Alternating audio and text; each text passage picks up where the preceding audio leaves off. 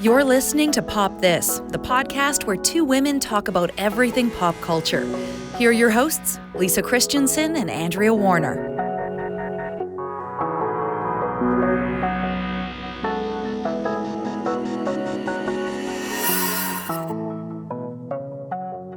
So I saw a quick little headline on a tweet that I barely got through because that's where my attention span is now. But I think I finished the 10 words. But it just said, Jennifer Aniston wishes there were more rom-coms than Marvel films.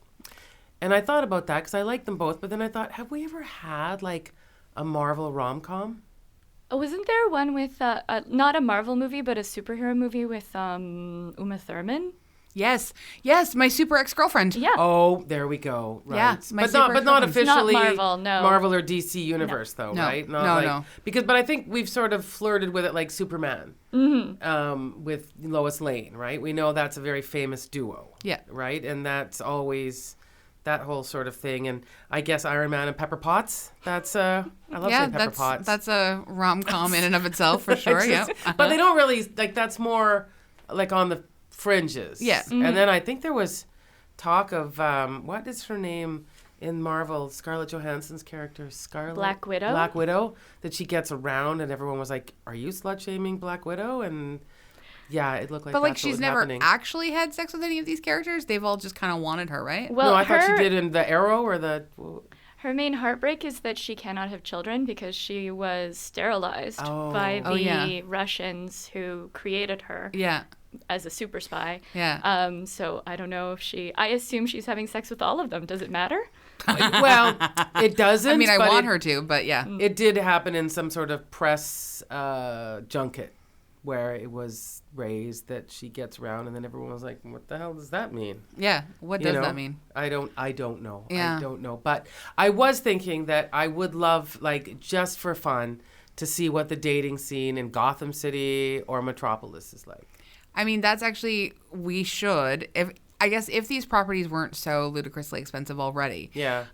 We should set like a rom-com in Gotham and just like, they have to try and date like as, like, you know, people are like, well, we still got to date even though like there's like superheroes and villains killing each other all the time. Like, I just watched the new Batwoman that just started with Ruby Rose. Did you watch it? No, I haven't. Is it good? I liked it. It was lots of fun. She's the first lesbian TV superhero, is from what I understand. Openly. Well, yeah. Okay. Yeah. Fair enough. Yeah. Openly and discussed it. So it is a part of the storyline that she gets kicked out of the military training and there's a woman she loves. And so, you know, I'm spoiling all kinds of things here. You can turn off now, but it's in the first episode. It's just the first episode. And she finds out the woman she loves, who doesn't want to leave the military, so denounces herself, is now married.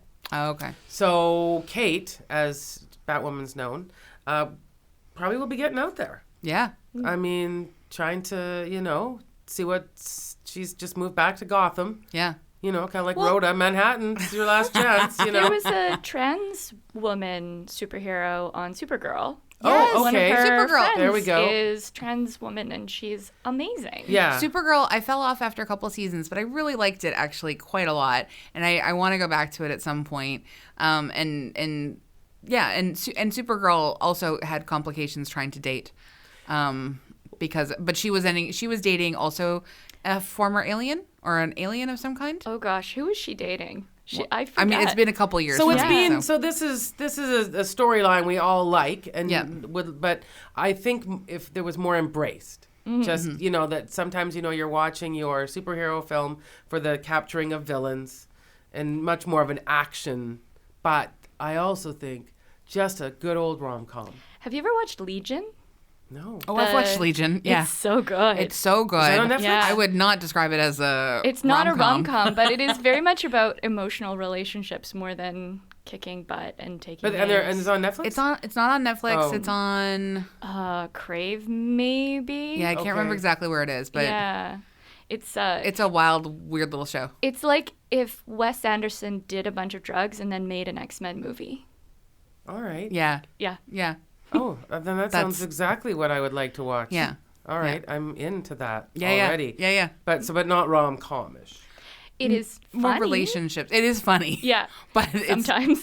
But yeah, it's Is it meant to be relationship funny, based. though, or are you guys just No, laughing? it's genuinely meant to be okay. funny. It's But like, very dry. Yeah. And Jean Smart is in it. Yes. Oh. She's amazing. Yeah. I like. Yeah. And Aubrey Plaza was in it. Aubrey Plaza. Does she stay in it the whole time? She's in it all of the seasons. Oh, great. Okay. Yeah. And that guy from Flight of the Conchords. Yep. Jermaine Clement. Why Yeah, have there you I go. not been watching this? It's great. It Yeah. really is great. I think it's ending after the fourth season. Oh Yeah. my gosh. Yeah. So it's you got get in there. Oh, I'm gonna get in. I'm in there. getting in. I am It's weird though, but it's fun and it's weird. What you've discussed is weird. I don't think Jermaine does anything that's not entirely That's totally weird true. ever. Yeah. Good point. Shark dating movie, whatever that was. Oh, yeah. And the love vampires trying to date. What We Do in the Dark. What we do in the dark. I love that. I I haven't love watched the him. new series. Have you? No, I have not. But I know Matt Berry's in it, who is one of my favorites from Toast of London. That show's great too. Yeah. Yeah. But now I feel like we're doing the end of the episode here on things we like. We just flipped the script this time. That's fine. We did. And I think we don't need a good segue because I can't wait to talk about this movie so much. It's a bit funny. It's a bit fun. It's very funny, actually, in a lot of places. I laughed out loud Not very numerous Romish, though. times. I mean, I found... But dating. I found there to be so much romance. My favorite thing is when a male character is about to die and says, "I should have listened to you." That's actually my idea of romance is men dying because they don't listen to women. To be fair to old so- Chip, that was a big, tall order of something to have to absorb. Fine. Your friend that your hot friend you're kind of jealous of is a succubus. Okay, we're sure. Look, you have your chance to Chip defend when we get into this.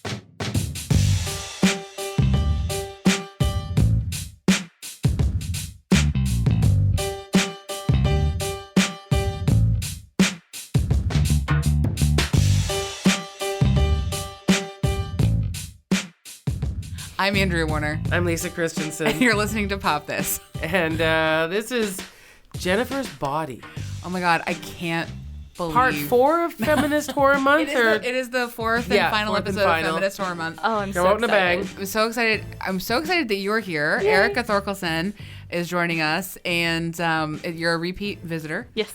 You visited us with A Wrinkle in Time. That was a great time, a great episode. And now you're here with Jennifer's Body. 2 movies that could not be more opposite. No. And yet they both are right up my alley. I know. Somehow. It You are speaks to, large, like- you contain multitudes. Do. Yes. I love this movie. But let's get into it. Okay, Erika's bio. Erika Thorkelson is a freelance journalist and writer of fiction and creative nonfiction. Her work has recently appeared in the anthology Refuse, Canlit in Ruins, as well as many local and national publications, including The Walrus, Room Magazine, and Chatelaine. She also teaches humanities at Emily Carr University of Art and Design. I also very much enjoy your Twitter account. Oh, thank you. Yes, you keep a lively one. I try to keep it weird. Yeah, yeah, it is. See, I was going with lively as a different euphemism, but you went with weird I wake up, and confessional. I tweet early in the morning Yeah. because that's when my brain is at its most excited. And I feel like for that reason, I don't have as many followers as I could. But I'm also fine with that because I like to keep it. I'm very enthusiastic follower of yours. Yay. Oh, Yes. I'm an enthusiastic follower of yours as well. Guys, get a room! Yeah. Look, what are you, Jennifer's- needy? I'm not. I really identify with that character. I think we're all a little bit needy and just maybe like 2% Jennifer. I would. Oh, no, I went through a phase. I for sure went through a phase, yeah. A Jennifer phase? Kind of. Like, again, not like eating people, but like just being kind of Because I like... thought that's what we meant. Oh, No. yeah, no. No, Just, but I definitely got really close to the stage when bands I liked were playing and looked at them really intensely. because before she becomes a succubus, she's just kind of a dork who likes music. Yeah. Yeah, well, yeah, that's fair. And We've all been there. We've all been that person. Yes, for I sure. did. I do think I was reading an interview. Well, we haven't said what we're talking about, but it doesn't No, matter. we did. You said Jennifer's No, body. I know, but we didn't read the bio. Oh, okay, here. yeah, okay. But the director did say, and I identify with this, that she followed around the replacements Oh. in Minneapolis. Oh, cool. Yeah. Yeah. See? I would have definitely followed around the replacements if I was in Minneapolis. But Yeah. I'll do a quick background here. Please. Jennifer's Body is a 2009 American supernatural horror black comedy written by Diablo Cody. You might know her from Juno, Young Adult, Ricky and the Flash, Tully, and she created the United States of Tara also. What is that? It's a TV show. TV show. Oh, the with Toni TV show. Collette. Right. Yeah, okay, that's right. The movie is directed by Karen Kusama. This is her debut feature. Oh, no, her debut feature was 2000's Girl Fight, co-starring Megan Fox and Amanda Seyfried. Seyfried? I think it's Seyfried. Seyfried? I had it right the first time? Yep. And of Mean Girls. Jennifer's Body had a lackluster performance and generally negative reviews, but the film has since become appreciated as a feminist horror film and as a cult classic, and is 10 years old. It's 10 years old. Now, that Happy- is one thing that was surprising me because it feels like it could be made right this minute. Honestly, it could have come out last year or Really? this year, and it's really held It really has. Oh, yeah. it's held Yeah. its relevance quite Yeah. well. One of the things you said to me yesterday, Lisa, is, are there any more horrible words than before it's time? I know. See? They're really. It's the worst. And I mean, that's of no solace to. Maybe, I don't know.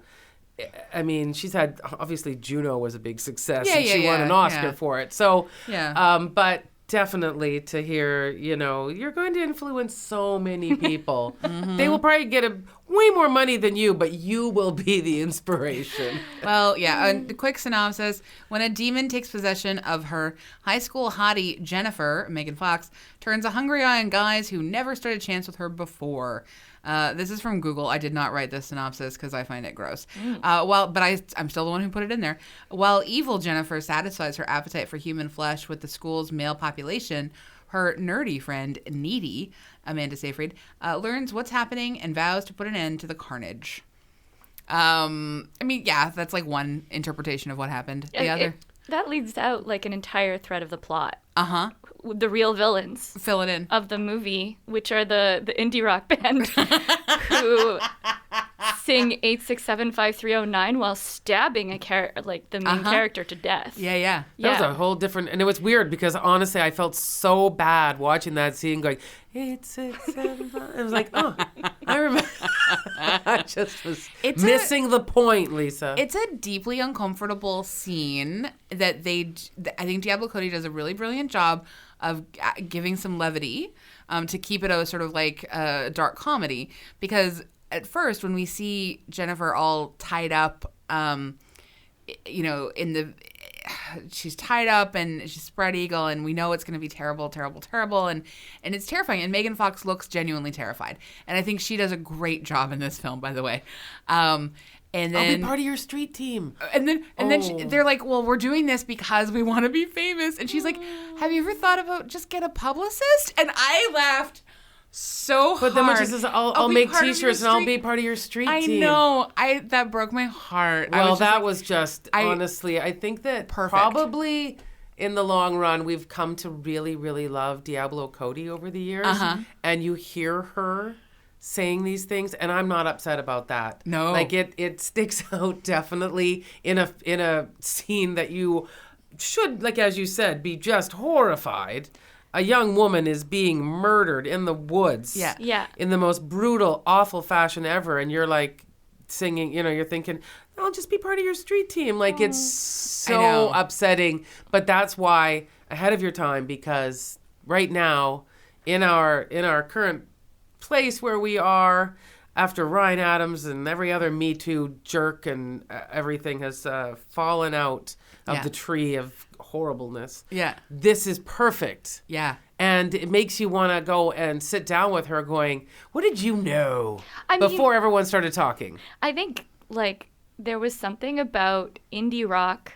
It was a like a time period in music where there were these boys who never took anything seriously and were cute, and women followed them around and they took advantage of it. Like, and obviously, so has it always been. It's always yes, it's always been that yeah. way. But like, I identified with that moment in such a powerful way, because I knew girls in my like early days, like of like going to shows and stuff, who would get assaulted by the band, and there was nothing. Like there was no Twitter, there was no like, all you could really do was like sort of whisper campaign about, did you hear about that one band? Don't go back with them. Yeah, and it's so predatory. And Yeah. I mean, I think that like we know now, obviously, like through so many people have all of the details have come out about a lot of different places and a lot of different people and a lot of different musicians. Still, so many more details to come. Can't wait on that. But just even just like 2 weeks ago or last week, like Nicole Cliff was like explaining how that sort of open secret about Don Henley. Oh God. Oh, it's Don bad. Henley, Eagles? Yeah, Don Henley? it's bad. I mean, is there another Don Henley? No, I know. don't know. It's real bad. I mean, Yeah. it's bad, but also when you say that, I don't feel like, what? No, I'm not surprised. I think on a level of symbolism, that scene also works in that it's about the way that these bands would use women as inspiration, but also silence them simultaneously. 100%. So they're like, we're gonna write a song about you because you're our inspiration, but we're going to literally murder you. Yep. Well, and like almost some of the parts of the scene were a little like on the nose, Yeah. just like she's a virgin. I mean, how, right? I mean, how many times is that? And in fact, I think that even, what's his name? Chris Martin in Coldplay said, I don't know, don't bother being a terrorist. You can get all the virgins you want in a band. Yeah. Well, Chris Martin, that's a quote and a half. I mean, but you're going not wrong. I mean, it's. I guess. It's, I don't. But I've she never, wasn't a virgin. No, she wasn't. I know, and that's she wasn't, and how many plus- people lied about that then? And but also just the most depressing thing in the entire world to me, always in having any sort of conversation about sexuality, is the idea that you want someone who has no experience, can't judge you, isn't going to ask for anything, and that's what you desire. And the way we fetishize virgins. yes. To like, I mean, I just like, even like from Chris Martin's perspective for that joke, like, I mean, it feels like a very 2001 joke. Yeah. Because like we know 100% that it's like mostly white men that are terrorists at this point. You know, like what I mean? And I mean a lot of really like angry virgins, oftentimes sort of like. As On the white other way, like, yeah. As like Yeah, white the men, sort of incels like and- just like sort of like exploring this like crazy, but it all comes back to like what these men feel entitled to, and like this group of men are thinking that they can sacrifice her because they deserve success without working for it, and like It's very competitive, Andrea, don't you know? And the other layer of this, which is really funny, is the soundtrack is just rife with these jerks, right? I mean, I don't know for a fact if who does Fall Out Boy and All American Diablo Cody, Rejects and she wanted Fall yeah. Out Boy. She wanted Pete Wentz, and she apparently Pete Wentz was in the running for the Adam Brody role. Oh, yes. Apparently, the good Charlotte dude who's married to like Benji Madden was Yeah, in the Madden. contention. Chad Michael Murray was in contention, and Adam Brody ended up getting it. Which is kind of fun because go back in 2009, we were watching the OC and we'd seen Gilmore Girls and he was the loveliest. And in fact, for me at the very beginning when he was the one, I was like, I don't know if I'm going to buy this. Oh, I bought it. Yeah. Did you guys? Sorry, this is totally unrelated. But speaking of like young sort of like attractive boys that like you sort of don't know if you buy as like evil, did you ever see the Christina Ricci werewolf film where Joshua Jackson is the bad guy? Does it Guys, work? It's so good. Joshua Is Jackson. it? It is the first time that I realized just how freaking attractive Joshua Jackson I is. mean, he's very attractive. But like in this movie, it is 1,000% like it is like, okay, fine, you're a werewolf. Just eat me. I don't care. I just don't care. Like, please. He's very tall. I ran into him at the UBC campus one time, Oh. and he was taller than my tall friend. And did Well, we don't know how tall your friend is, though. But I don't know. I have no way of explaining it other than that. But taller than my tall friend is maybe one of my favorite things I've ever heard in my whole life. So had you seen Jennifer's Body before?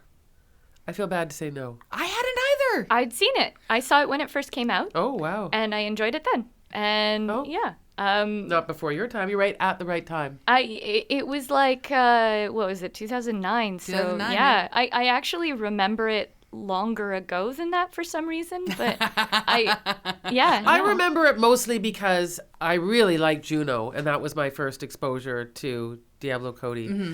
And I just remember, and it's unfair. It's on me to have not investigated further, but that the reviews were so bad, and largely it probably had to do with the fact that it was such a difference from Juno. Well, there's a lot of backlash against Diablo Cody for her stylized sort of script writing. Like, people were mad. And a lot of male Fresh critics. Skillet or whatever. Home Skillet, yeah. Skillet, yeah. A lot of male critics were really mad at her in general for just, like... Existing. And I remember the marketing of Jennifer's Body and me being like, ugh, I mean, it's not for me. Yeah. This is not a movie for me. That's what I thought, too. It's just marketed to men. Yeah. But through some research, we see, I've made some notes, that, like, Diablo Cody and the director, whose name I'm just forgetting, Karen, didn't want it marketed like that either. Yeah, I know. They decided to market it based on Megan Fox's breakout role in Transformers. Yes. And just market her, like, literally Jennifer's Body, and just, like focus in on, like, so even though the film itself does not have a male gaze, the marketing campaign is all male gaze. Yeah. And it sort of, like, you can see it in the trailer and in, like, the cover of the DVD, like the poster, like, everything is so heavily male gaze. I'm pretty sure I saw it because it was a Diablo Cody movie. And I remember it actually redeeming and complicating Megan Fox in my eyes in a really interesting way. And ever since then, I've thought of her as like this really complicated character that we're always mapping our desires onto. And she's talked about that recently a lot, too, about how it really screwed with her head about what the expectation people had for her in movies. And that first Transformers movie, like, her introduction, I don't know if you've ever seen it, I've but seen it. Her introduction is the leeriest, trashiest thing that I can possibly imagine. And it makes me so angry.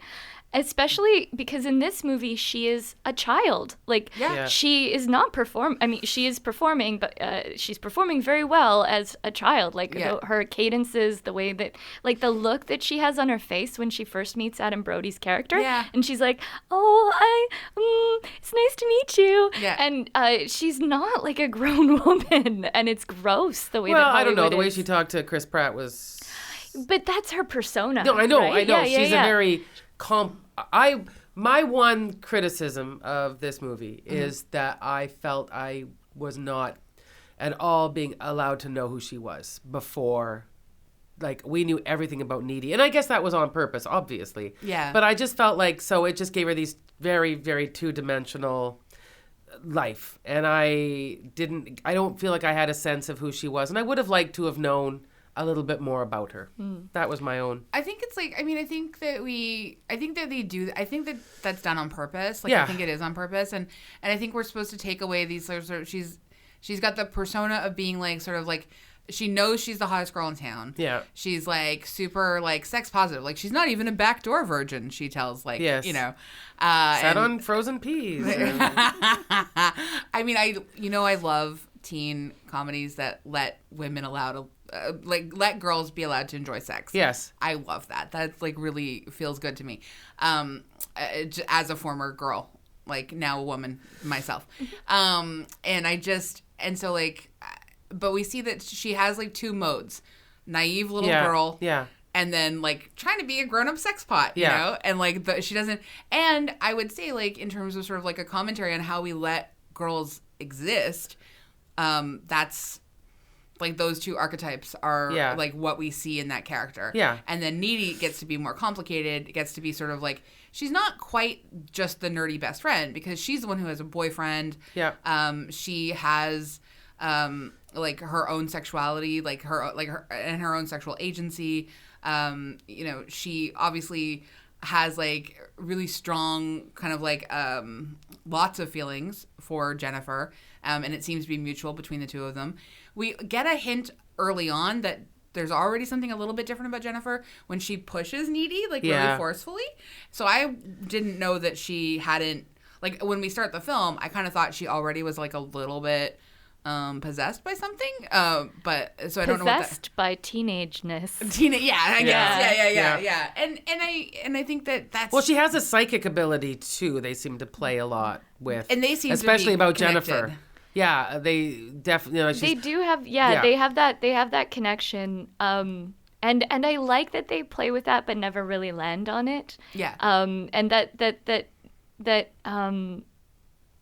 that Jennifer's malevolence is sort of, it's hinted at, but never pushed so hard that like that that she's a villain from the first moment. Like you're given a moment to have a bit of, especially in the bar scene, you're given a moment to have a bit of sympathy for her or a connection with her, even though she is obviously performing this character that is like not real, that she's figured out that the only way that she can get attention or love, and maybe I'm overreading this, but it is that she is through her body. That whole speech about her breasts being the weapons, and she doesn't know how else to interact with people. I think that's a really clever way. Well, it is because it is a very, very creepy thing that we've done to young girls, which is telling them, well, not overtly, but telling them through society that the most powerful time in your life is right now, when you're 17 and your boobs are way up under your chin. And the most power that you have is tied into like your virginity or your lack of virginity. This is it. This is peak. And we actually heard Hannah Gadsby talk about this, right? When she says Picasso said she was at her peak 17. I mean, that is not...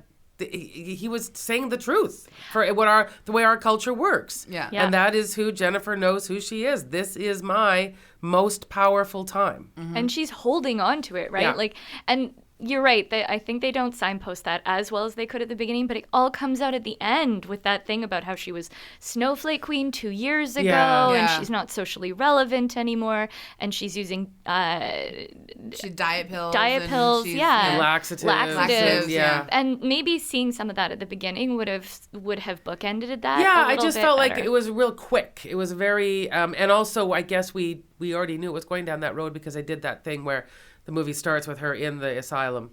Right. Yeah. So we already know that things Yeah. go bad. And then we see her outside the window. And then she's like, well, let's go back. Yeah. So we just didn't really, I just felt like I didn't get a sense. But you're right. By the end, we can see that it's got quite sad and dire. And you're right. Your life ends at 17. So. Well, and also, I mean, so outside of like life ending at 17, which, and I think this movie does that thing that I love so much, was it explores like the intensity of female friendship, explores how it can like have this queer reading like so beautifully. We'll talk about like the kiss later, but one of the things that I just loved so much, which was like when she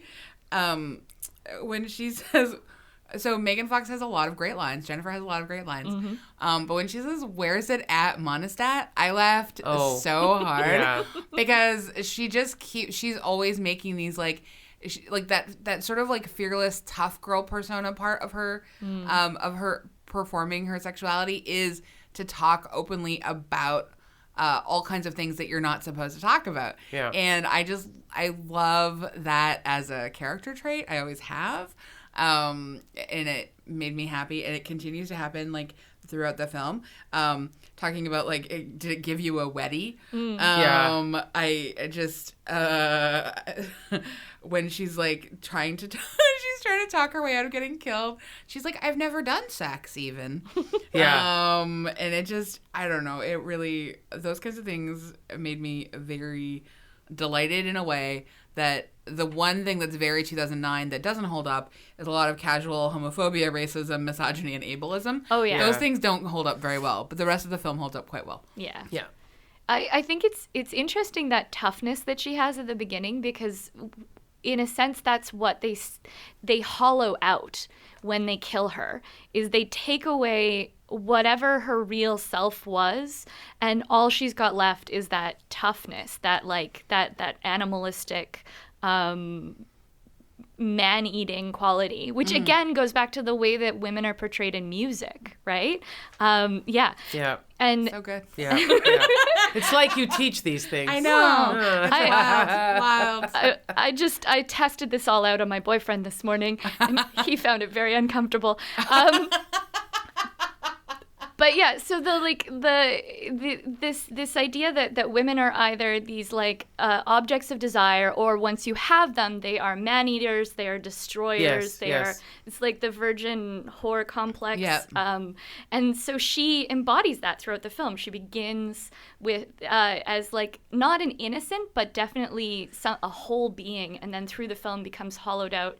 And reduced to desire, and to a murderous desire, so that when she starts eating boys, like literally eating boys, that's what they did to her. She's literally the man-eater in the Hall & Oates song. Exactly. Yeah. Oh my God, bringing it back to Hall & Oates. Always comes back to Hall & Oates. Yeah. Weird how it always comes back to Hall & Oates. Always,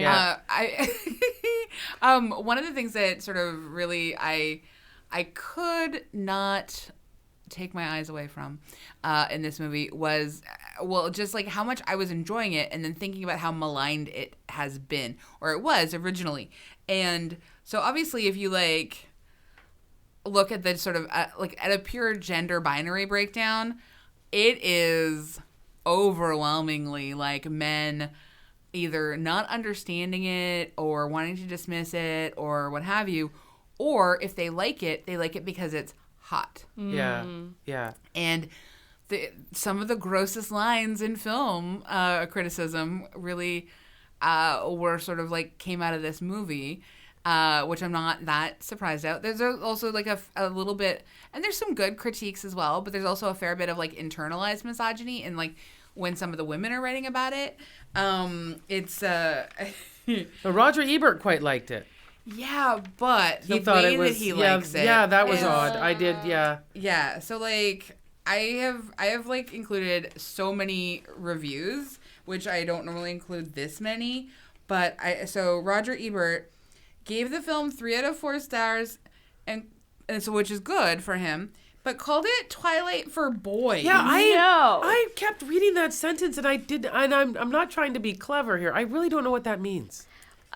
I mean, if you Twilight was for girls, and then Twilight for girls, because you have sort of like the fantasy of the girl not just being rescued but also rescuing the boy back. This a Twilight for boys because it's girl on girl action. It's like it's a super gross reading of this film that completely why in sort the of world? like This is another part I don't understand. Just go watch porn. I mean, if honestly, reams and reams and reams of it, why would you go through this entire thing to see that? If this movie was for the male gaze, then Amanda Seyfried, Needy, would have enjoyed the sex with her boyfriend. yes. She did not. And the fact that they gave her that corny green bra, I always felt very endeared about. You see? I So- thought it was so cute. So what I liked about, and again, I don't think that like I not that all women filmmakers are absolved of the male gaze, but in this film, I definitely think Karen is. And so 2 of the things that I really, really liked was, yes, Needy doesn't enjoy the sex, but she's so Amanda Seyfried's expression when she gets to watch Chip try and put on a condom, and she's so excited, and she's just like looking at, and she's just like so into it. How adorable was that? Like that moment was so perfect.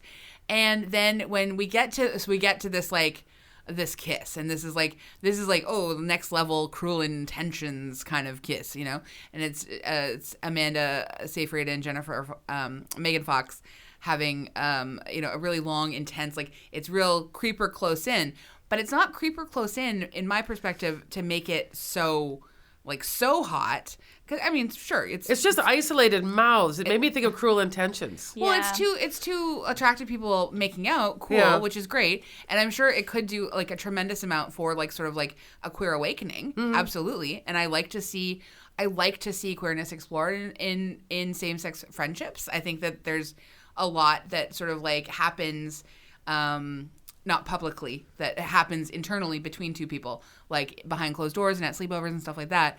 But I never felt like this was so exploitative at all, except for how the marketing people used it. Yes, yeah. And there was also that I really like what you said about when with Chip, getting excited. But they definitely, to my way of watching it, there was definitely a big difference between after that kiss and how Needy went right on top of her. Yeah. She was hot, and this was like she felt like she was in control. I'm going to do this. Whereas with Chip, it was all very submissive and waiting and kind of understanding that's the role here is that and the way when she was worried, what am I too big for you? Like that was his first thought. Yeah. She's literally screaming in terror. Yeah. And you're worried it's because you're too big for her. Wouldn't it just be your first thought, like, maybe I shouldn't do this anymore? Am I hurting you? But no, am I too big for you? Which is definitely a hilariously written line. That's a hilarious line. Yes, it is. But I just really loved, I would have thought it was quite an exploitative, that's the word, kiss, if not for the way it ended with watching her coming into this. Yeah. Mm-hmm. And ready for it, and then, pulling herself back from it. But there was the scenes were so close together too. Yeah. The sex scenes, right? They were so close that I think we had to kind of read it that way. Then right afterwards, Jennifer tries to get her to stay the night and says we could play boyfriend girlfriend like we used to, and my little heart just exploded. I know. Yeah. Yeah. So the marketing thing that happened, jeez, I don't know, it just sort of still blows my mind, but the Diablo Cody said the film was marketed all wrong. There was one time I gotten into a fight because I was so furious. They said, we want to market this movie to boys who like Megan Fox. That's who's going to see it. And I was like, no, this movie is for girls too. But then, that audience, they did not attempt to reach it. Yeah, but then she, in the end, didn't she, with that quote goes on, did she say, but in the end, all the women did come? Yeah. Since then. Since then, women have found it for I sure. can't imagine. Honestly, I feel like if there was came for that, they should ask their money back. Because that is terrifying that's got to be so terrifying. All of the insecurities that men carry around, and to see that, there was, even Chip, who I am not going to defend at all, because he was sure fine to go to that pool. That was not a problem for him. That was not, and he wasn't going to say anything until she murdered him. Otherwise, that would not have been spoken of. Yeah. He was into that. He didn't wait a minute, I'm not doing this. No. So there is not a good man in this entire movie. And if maybe the teacher, but he was bamboozled by this stupid band that's going to give 3% of the sales of their, all of them suck bad. J.K. Simmons? Yeah. It was J.K. Simmons. Yeah. From all those movies about jazz. Yeah. He's Diablo Cody's, he's one of her regular starring people. Oh, yeah, I guess that's true. Yeah, he was the dad in Juno. Yep. Oh, okay. Yep. Weird. Yeah. They, look at you just doing a Sixth Sense. Oh, you're right. It's all coming together now. It's all coming together. I see the whole cunning plot. Oh, sorry, I found the other thing I wanted to read. I'm so sorry.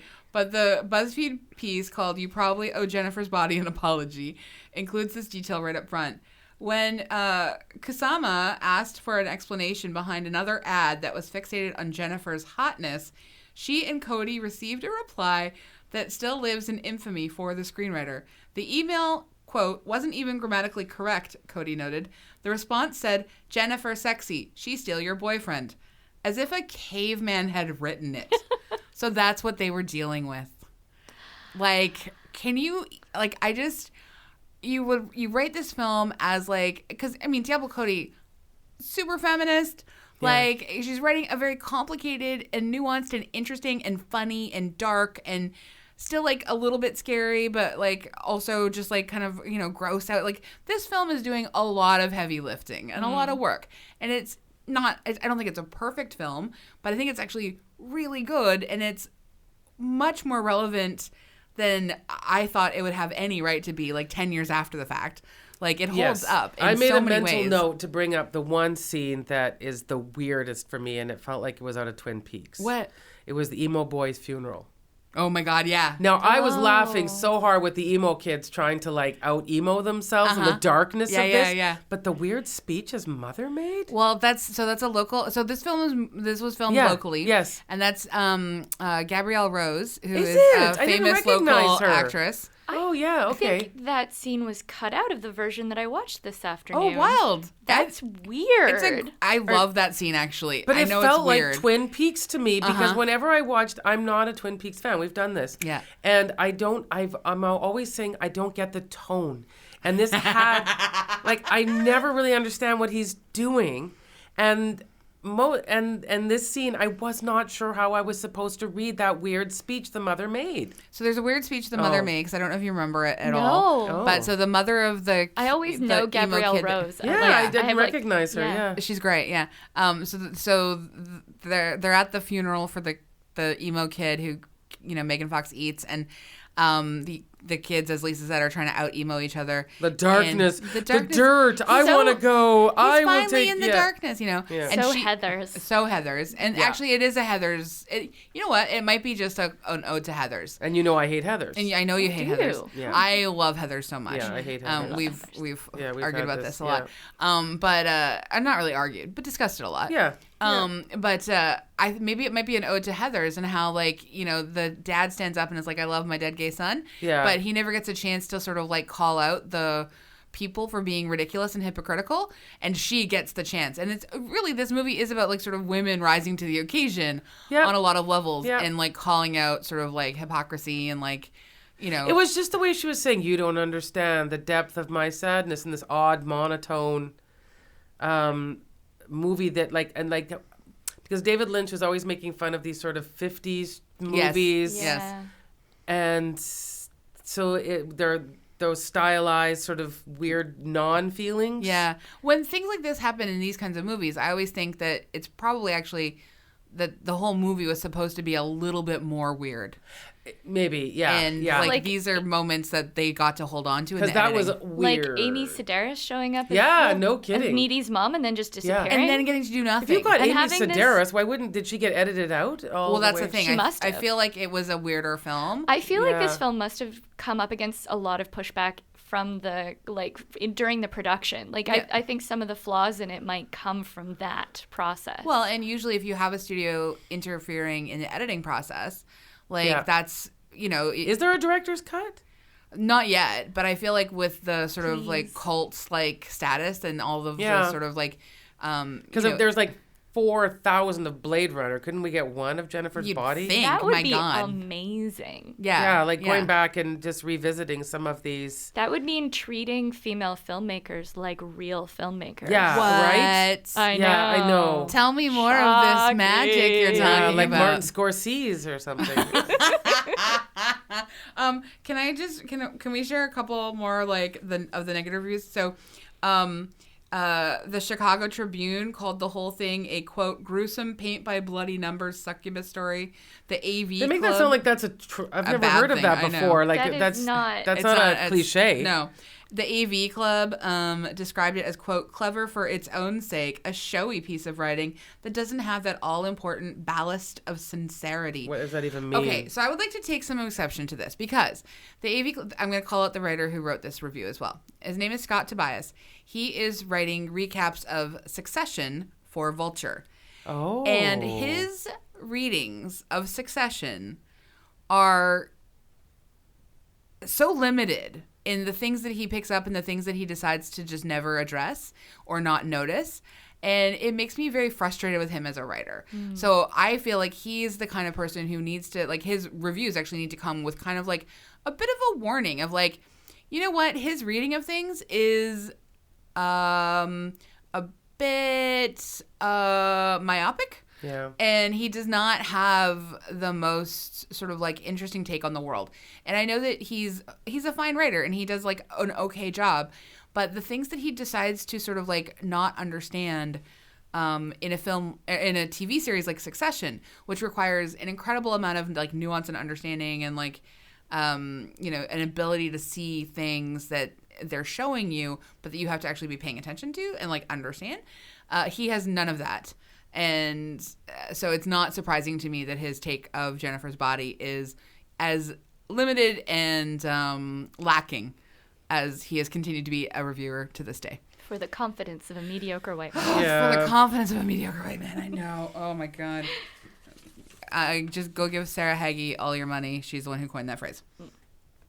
So anyways, this frustrates me, these sort of readings. Now, obviously, we then get now instead this whole other flip side, which is like, BuzzFeed saying we owe Jennifer's Body an apology, a lot of space being offered to the filmmakers to sort of like rewrite history and like give us a chance to sort of like reassess our relationship to Jennifer's Body and like what it actually how it was so ahead of its time, for lack of a better word. Mm-hmm. But it's still stuck with this like 43% Rotten Tomatoes rating. You know what I mean? Which is not fair. That's a flaw in Rotten Tomatoes as a system. I know. Right? Like, but it's an aggregate. IMDb, they're aggregates, but they're aggregates of like of bad deeply reviews, misogynist though. system. I mean, if you were to take some newer reviews, maybe there's another way to do Rotten Tomatoes where you take the newer reviews. I think the demographic of the people who review like even casually for Rotten Tomatoes is still wildly male. Like wildly male, wildly straight, wildly white. Yeah. Like I think there needs to, we're still in the process of a sea change when it comes to female film reviewers and finding like other voices. They should be afraid that a succubus doesn't come and visit them for their bad reviews. They would deserve it. Yeah, well. or a jacked up Amanda Seyfried. Yeah, with a Bowie floating knife. in there. Yeah. So were you surprised at the film's end? That she was going to go and kill them? Well, that she had sort of ended up, she got bit, as it were, and got the powers. And got a bit of the powers. I have a reading of that. Okay, please. My reading is that Jennifer, because Jennifer was complicit in the sort of system that created her, whereas Needy was less so. Needy is slightly tainted, but she that taint becomes power, and she goes out and visits her rage upon the actual like villains of the film. And so like the most important part of the film actually happens in the credits. I know, that's what a great credit sequence. Yeah, but gosh, I would have liked that to be like part of the film. I want to see Adam Brody die horribly. Yeah. In this film. Yeah. We already saw him like doing coke in the toilet. I mean, I was like, your dignity is gone, buddy. Like I was okay. That's enough as much as I needed to see. I feel like if this film was made today, it would be a lot tougher. I think it would get away with a lot more. Well, I thought that what I liked, again, also ahead of its time, I liked the ending in the sense that it had a different film feel. Like it had more of a found footage. The ending is very different, like in that credit sequence. Yeah, and because you saw the camera around there. Yeah. So I thought that was clever because, honestly, the found footage movement begins right around that time. Yeah. That's right. Yeah.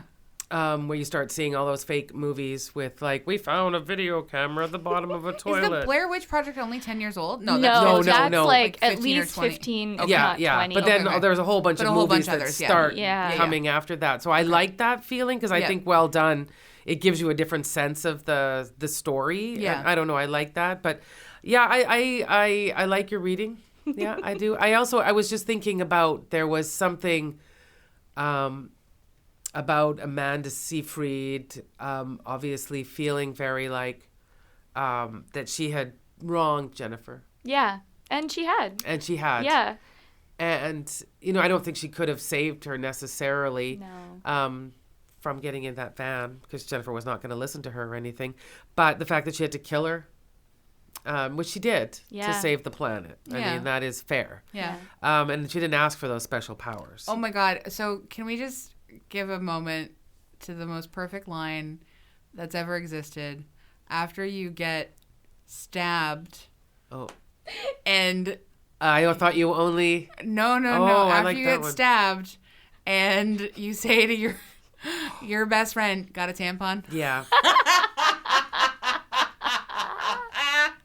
Like, there are So many jokes in this movie. The other one I loved, though, was when she said, "I thought you only killed men," and she goes, "I go both ways." Yes, Yeah. that was great too. Pretty That was great. funny. That was great. That Yeah. was great. And I just really love, I really actually did like their friendship. Like when she says the line, I found my way back to you after she woke up and she didn't know what had happened to her, but she's like full of holes and she's like, I found my way back to you. Barfed black all over Yeah. But I really loved that so much because I think that there is something like that they are sort of soulmates in a way, you know? Like Chip is just whatever. But then she goes to I try. feel like they're at the end of their friendship. I mean, honestly, I think that they have it does been capture that soulmates. 17 Yeah. moving on. That moment where They're not going to be holding traveling hands pants friends. during That's- during the concert, and then she lets go of her hand, and there's Yeah. like a mark of her hand still on there. Yeah. It was beautiful. Yeah. But yeah, I feel like it captured that moment where your high school friendship with somebody who's not really going to have the same life path as you. Yeah. Captured that really beautifully. No, you're right. Yeah. Yeah. But I really loved it. And I just love that. And that whole thing of like sandbox love never dies or whatever. Yeah. I like that line because I do think that there's something, even if you don't continue to grow with someone, you love this person for the rest of your life. Yeah, sure. You know, it's just the way it is. Like, and I feel like she is a character. Like, I feel a lot like Needy is going to like love Jennifer for as long as possible. You know, Now, like she murdered her? even murdered. Well, I she think didn't murder her. That's I not think really in her. a but- sense Yeah. that act of murdering Chip actually kind of saves Needy from a life of boredom. My God, absolutely. I think Jennifer rescues Needy from being an uninspiring person. Now she's Wow, gonna I go love off it. and Well, he was definitely not as advertised. He disappointed me. He does disappoint. Yeah, He and does that is, disappoint. and that, like I said, for a lot of any man who was thought he would go in and have a good time watching that movie, was going to be so disappointed. Plus, he was just going to see his entire gender in their really horribleness, Yeah. Yeah. right? Yeah. Because of what you will do because there's a hot girl. Yeah. Like, that's how depressing you are. That is literally all you will do. And I mean, you might say, oh, those are teenage boys, but Yeah. It's Picasso, there's right? well, for example, another terrible review because I just can't honestly, I can't stop reading them. But I just Michael Scrago from the Baltimore Sun described, quote, the only perfect aspect of Jennifer's Body as being its title. Quote, no one is going to like this movie for its brain. Yeah, well, that's your problem, Screw buddy. you, Michael. Oh, Yeah. that's so maddening. Jennifer's last line when Needy stabs her and she goes, "My tit," I Yeah. know. and Needy goes, "Your heart." Hard, yeah. I mean, Well, because Jennifer is just she's the Hot girl. She's well, at this point, she's No, the yeah. hollowed out hot girl. Yeah, Yeah. yeah. And she lacks the humanity of the sort of like the feminized. she's just body. She's Yeah. pure body walking around, and she can't even fathom being anything beyond that but- at this yeah. point. Also, think of the song this comes from, the whole song, right? Oh my God, yeah. Right? And when that I finally love that ends with, go on, take everything, I want you to. Yeah. And just that, God. nobody howls like Courtney Love. that And they're back. They had a heard picture that. in the studio. no. Yeah. They had a reunited original whole lineup. Oh my God. I know. That is Yeah. amazing. Well, I at the love- same time as this, timely. Yeah. I mean, Yeah. well, we did, Yeah, incredibly I timely. did listen to Live Through This for its 20th or 30th anniversary. 20th. 20th. What a 20th great anniversary. album. Yeah. Or probably 25th at this point because it came out in like 94. Oh, you're right. So 25th. Yeah, okay. But I really went, I'd listened to it so many times, but not in a long time. Yeah. That's just, it happens, right? Yeah. And I was just blown away with how brilliant that is. It's Completely. such an amazing and I record. can definitely see why Diablo Cody was like, I'm going to do a movie around a whole lyric. Also, another woman associated with rock music who was maligned Yes. and dragged through the mud Yeah. and hollowed Yeah. out. In the grossest, Well, awfulest wasn't the way. first line of the song, I Am Doll Parts? Yep. I Yeah. mean, Yeah. right? No, I know. They say they Guys, really need. Guys, Yeah, sorry. I got to see Courtney Love like a number of years ago in a tiny private like room at Bumbershoot because she was performing at Bumbershoot and she did some kind of like small showcase for The Edge, the radio station that had like always supported her or whatever. And so we were in this like weird space. It was like me and like 100 of her like biggest fans or whatever. And I think I still have like video on my phone of like her performing because my sister was a huge fan, and I really credit to my sister for like really bringing me to Courtney Love when we were like teenage girls. And I just it was uncomfortable because Courtney can sometimes be in various precarious states of sort of like lucidity and function. So there were moments that were a little uncomfortable, but for the most part, it was amazing. And there was this woman who had been a DJ at The Edge and one of the only women DJs at The Edge from like 15 years 15 years earlier or whatever, who had done one of the first interviews with Courtney, who came and like did the interview with her there at the event. And so that was really cool. And then I just also would like to just note for a second, also, Diablo Cody has written the book for Jagged Little Pill, the musical. And I'm going to go see Jagged Little Pill, the musical in New York in December. And I'm so excited. Oh, that is amazing. I walked past Courtney Love in an Urban Outfitters in Seattle once. Wow. So... Wait, was it the one up in Cap Hill? Amazing. Yes, it was. I love that with those stairs up the center. I used to love that Urban Outfitters. Yes, and Courtney Love walked right past me. Wow. Oh my God, just amazing. Well, peak Seattle moment here. You might as well go home. 100%. Nothing good What's the point? What's the point now? Nothing else, yeah. Yeah. I've never met Courtney Love. I saw... It's a real oversight on her part. I saw Nirvana's last show in Vancouver. Hold on. Can we just... Wait. You saw Nirvana? Amazing. Wow. That's the last extraordinary. show of theirs in Vancouver. Wow. And I think he died 3 months later. Oh my God. Oh, wow. But Courtney Love was standing off on the wings, and I saw her standing there. I remember like very clearly thinking, oh, that's Courtney Love. I mean, obviously it's her husband performing, so it wasn't weird, but it was just like that I could see her standing off to the side. Yeah, sorry, did I not tell you that? No. That's I've never known that pretty important. That's great. Yeah. Yeah. That's key information. Well, and you know what? Think about it. Like, a best friend giving me tickets to Nirvana for Christmas that year. Oh my God. So real full circle Wow. to everything, knowing that we were going to have this moment. Yeah. Did you murder your best friend? For the tickets? I mean, I say she bought them for me, But I mean, she actually bought them for her and Chip. And I was like, look, Chip doesn't love Nirvana as much as I do, and you know that's true. So anyway, they're both dead, but Nirvana was great. Amazing.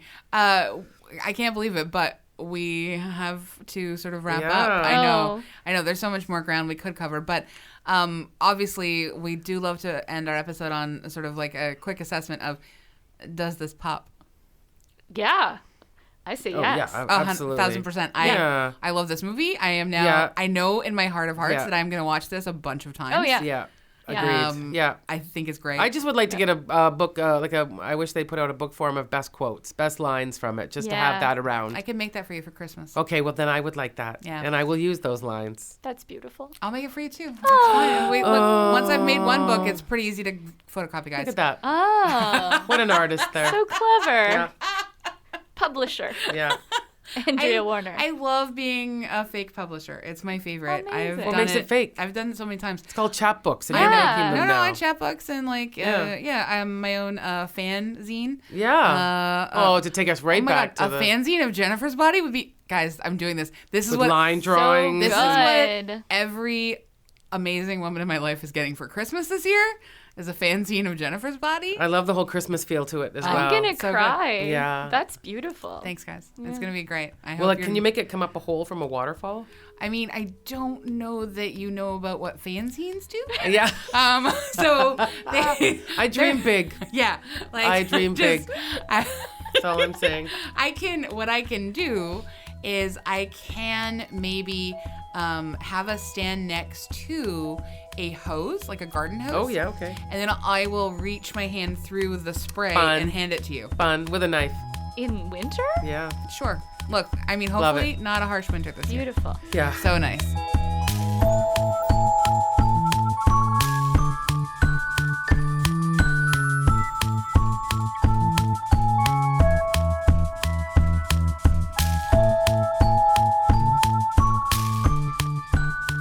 We also love to end our episodes on something we recommend. Erika, would you like to go first? Well, I have been watching a show called Difficult People that I guess I slept on. I think it was Billy a Hulu show. Eichner? Yeah, Yeah, I Billy love Eichner that. and Julie Klausner, Klausner. Yeah, Yeah, I That's have great. not watched it. It's good. It's Yeah. really great. I mean, Also, but- they are both horrible human beings, and I would not want to. I kind of want to hang out with them. They like choose the worst one-man show in town and go to it just to like to talk about them afterwards. Yeah, so that's what I've been watching. And also Andrea Martin is her mother in the show. I mean, I wish A I lot was of her mother. Andreas, That- I know. there's a lot of mother. Andreas. I wish. Yeah. And she's great. Isn't that your play, A Whole Lot of Andreas? A whole lot of Whole lot of Andreas. Andreas. It's actually me and Andrea Gin's touring. Yeah, musical. yeah. It's your one-woman show. No, it's two women. Two-women show. But you never know which Andrea you get. Yeah, it's a whole lot of Andrea. Sometimes she Oh, plays Andrea Andrea. Gin, sometimes she plays Andrea Warner. Yeah, you It's should gonna see be it. bigger than Come From Away. It's going to be amazing, and I can't wait. I'm so excited. Lisa, is there something you'd like to recommend? Yeah, I want to just make another pitch. I'm sure I have before, but for Canada's own sketch comedy, Baroness von Sketch. Oh. All female, and I have just never been so refreshed by seeing female themes in sketch comedy Yeah. before. So just to give a highlight to one, which surprised me with its ending, it was just the the two women talking. One of them was going, "Oh, it's hot in here," and she's like, "Oh, is it?" And she goes, "Is it perimenopause?" And she's like, "Oh, and I forgot about that. Is it perimenopause?" And it just goes on and on and on until finally she goes to the doctor. And she said, the doctor, "Look, I've been having all these weird symptoms. Is it perimenopause?" And he's going, "I don't know. Maybe." And she goes, "Well, what do you mean? I'm giving you all my symptoms. How long will they last?" And he goes, "I don't know. Maybe 1 year, maybe 10. She goes, "Do you have any idea?" And he goes, "No. I have no idea." And she goes, "Would it be so much to ask that you would know what's going on with my body?" And he's like, And then today, a study came out of UBC saying how little they know about women's bodies. And of course, I've talked about Dr. Jen Gunter's book, The Vagina Bible. And Yep. thank you, Baroness von Sketch, for making me laugh and think, and hopefully a whole bunch of other people too. But it's a brilliant sketch comedy show. CBC. Yeah, that's a great suggestion. So normally I recommend things, and I'm going to recommend a nice local fellow who listens to this podcast. I'm not His recommending name him. is Carlos. No. Nope, skip the husband. Nope, and it's not just because he gave me a present via Lisa the other day. Oh. But also because he has been doing his interview show for like 15 years, 17 years. And we guessed it. And we've guessed it on a few times. And his name is Joseph Planta, and his show is called The Commentary. And he's been really like kind and lovely to us. He has been To almost all the media people in this city. so many media people in the city. He Yeah. cares about authors. He cares about writers. He cares about politicians. Oh. He cares in such big ways. And I will and obviously the big. He thought of me, and he gave Lisa these two beautiful Miss Piggy pins for me, and they're the most gorgeous things in the whole world, and I love them so much. And I just thought about I haven't recommended Joseph's show before, Yeah, and good I one. should. And so I endorse this. yeah, message, go yes. and just listen to him. He's so thoughtful and he's so thorough, and he reads every book before he interviews an author. He watches every film. He's not someone, and he does this all. And he has a collection his- of about 1,000 pieces of political memorabilia. But Wow. he does it all of Yeah. his own volition. Yeah. He's not getting paid for it. He's never tried to monetize Loves it. doing it. He loves doing it. He loves interviewing people, and even I will say the ways in which he has grown. I personally have experienced him grow as a person over the last 5 years, and sort of listened to the how his interview style has evolved. I'm just really excited for him, and I think people should check him out. I do too. I heartily recommend his podcast and his enthusiasm for everything, and also a good Twitter follow. Yeah. Very thoughtful man. Yeah. So thank you so much, Erika. Do you want people to come and find you anywhere, or no? You can come find me on Twitter, especially if you're up early in the morning, 'cause that's when I tweet. But they last all day. They so if do you miss last them all in the day. morning, They there. expire. This tweet will explode. Yep. At Thorkel, ETHORKEL. Perfect. And you can hang out with us on Twitter, on Instagram, on Facebook. You can rate us 5 stars on iTunes. 5 stars. You can also come and join us at the Vancouver Podcast Festival. We're not doing a live recording this year, but we will be doing a bit of a meetup with any listeners who want to hang out. So just check our Twitter feeds for that, and our Instagrams and our socials. And yeah, it would be great to see you November 7th to 10th in Vancouver, vanpodfest.ca. And we'll all be there. And this podcast is produced by Andrea Gin. We recorded the Vancouver Public Library. Thanks for being here. Thank you.